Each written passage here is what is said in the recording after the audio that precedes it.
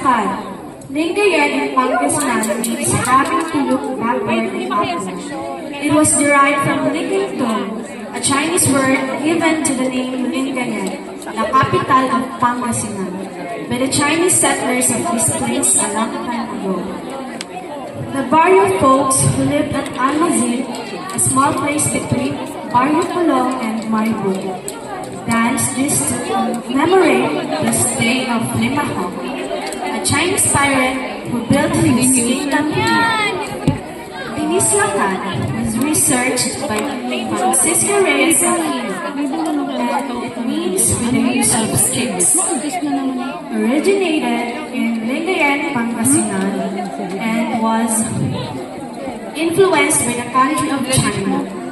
Binislakan is also a social dance. Please welcome Grade 8 Maagap for their Binislakan dance performance.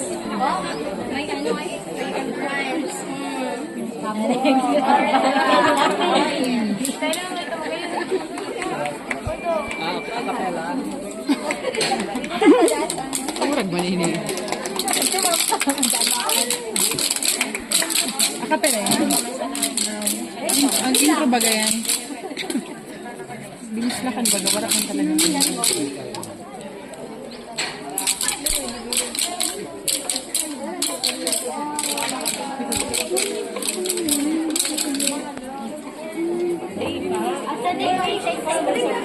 Para nag-loading ko yun. Video ko.